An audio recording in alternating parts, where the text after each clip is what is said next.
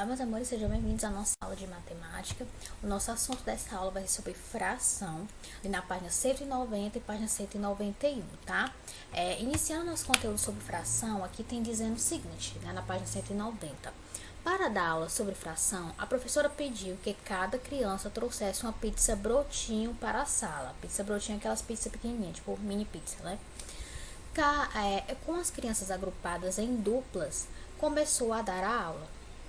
Primeiro, a professora explicou que a pizza sem estar cortada é uma unidade ou um inteiro, né? Então, aqui nós temos a representação da pizza sem estar cortada, né? E aqui nós podemos dizer que nós temos uma unidade ou, né, podemos dizer que temos um inteiro, certo? Porque não está cortada. Depois, ela pediu que uma das duplas cortasse a pizza ao meio, né?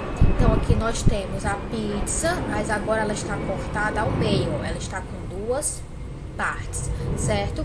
Cada metade da pizza vale um meio, certo? Um meio, a gente lê isso aqui como um meio. Ou seja, a pizza foi dividida em duas partes iguais e cada criança irá receber uma parte.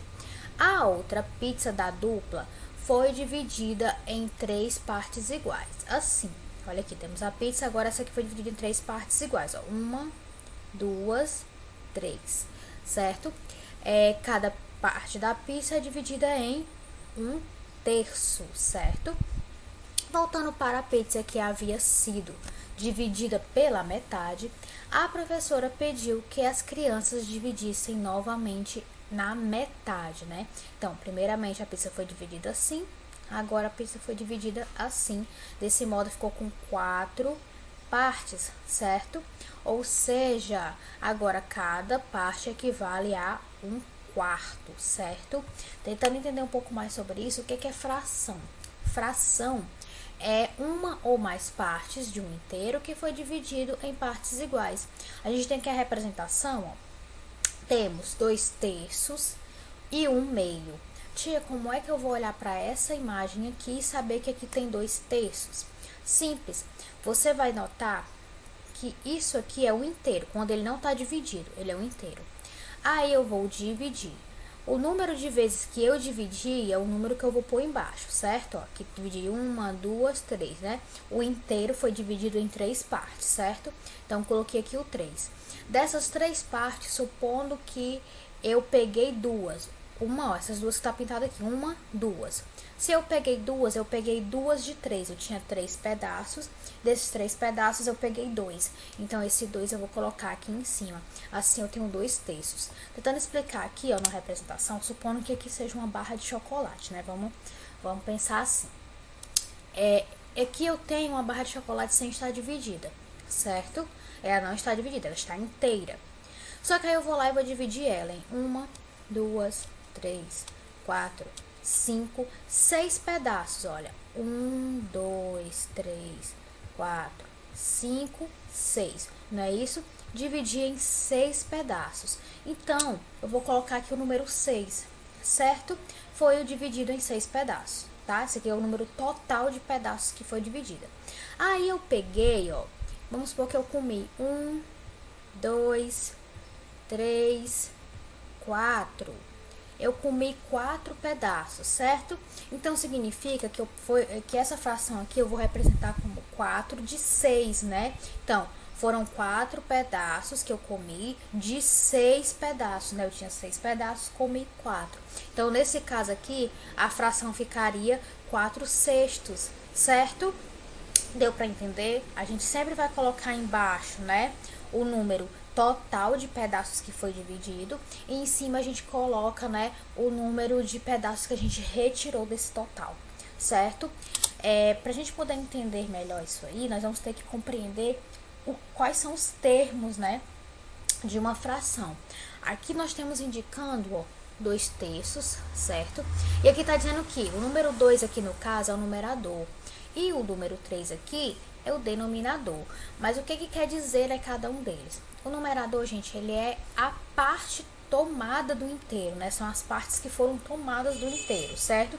E o denominador é o total de partes iguais, tá? Partes iguais em que foi dividido o inteiro. Então, eu tenho um inteiro, né? Aqui nesse caso, eu tenho um inteiro, dividi em 3 pedaços e desses 3 pedaços eu peguei 2, né? Então, o numerador falando primeiramente pelo denominador, acho que fica mais fácil. O denominador é o número total de partes iguais em que eu dividi, né? O inteiro. E o numerador é o número, né? É o número de partes que eu retirei, né? Daquele total. Para os denominadores maiores do que 10, né? Nós lemos o numerador depois do denominador. Em seguida, acrescentamos a palavra avos, né, que significa partes iguais. Então, por exemplo, se eu tenho aqui 12, né, como é que eu vou chamar? Eu chamo 12 avos, né? Depois de 10, eu vou sempre chamar assim, 24 avos, certo?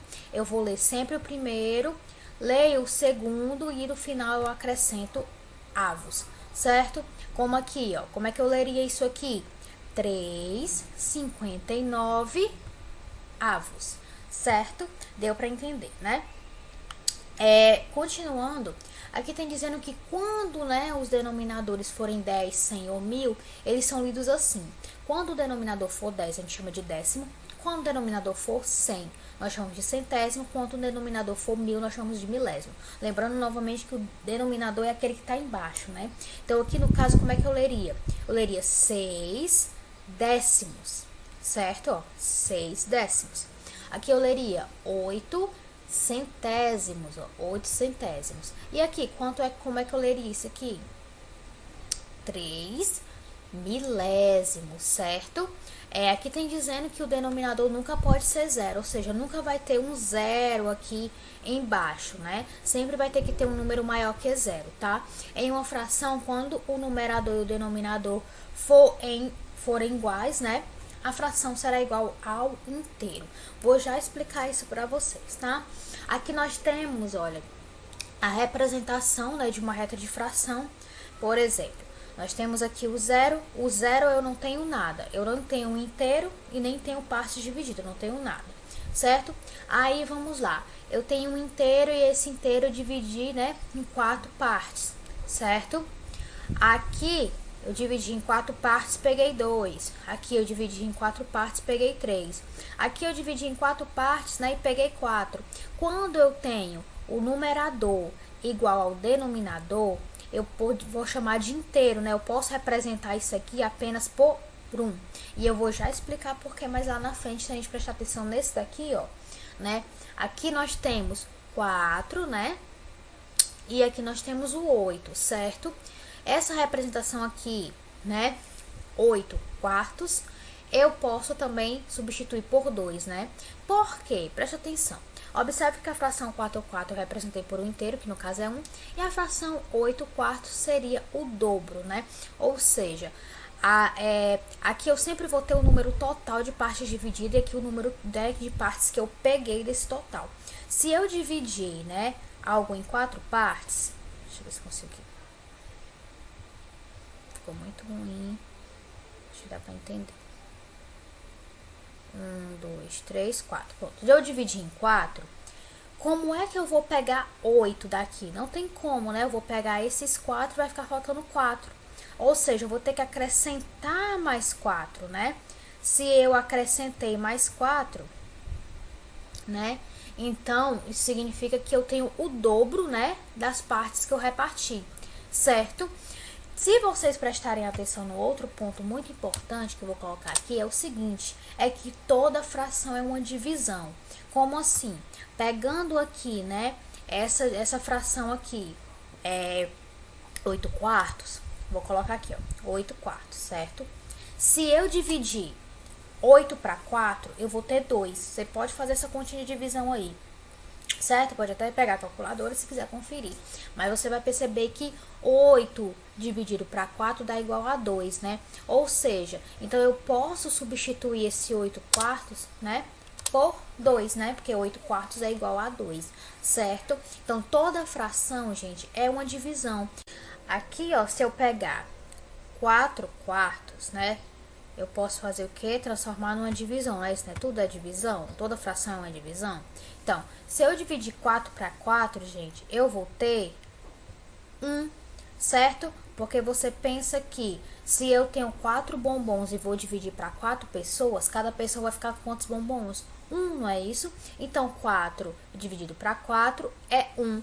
Então, também significa que 4 quartos é 1, certo? Então, sempre pensem nisso. Toda fração, ela é uma divisão. Quando você tem, nesse caso aqui, né? Porque sempre você vai dividir o número de cima pelo número de baixo. Quando você tem aqui, por exemplo, né? Esse 1 quarto, ficaria assim, 1 dividido para 4. Não dá, né? Porque 1 é menor. Então, eu deixo em forma de fração mesmo, certo? Eu não vou precisar fazer a divisão. Eu apenas faço a divisão quando eu tenho numerador igual ao denominador, né? Que eu posso substituir por 1, né? Ou quando eu tenho, né, o numerador maior que o denominador. Quando o meu numerador é maior que o meu denominador. Porque aí eu consigo fazer a divisão direitinho, certo?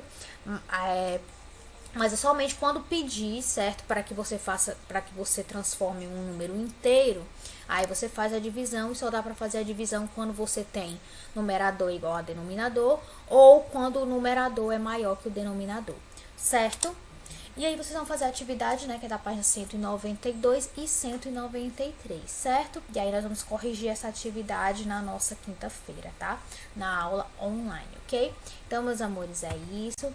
Um beijo, se cuidem e até a próxima aula.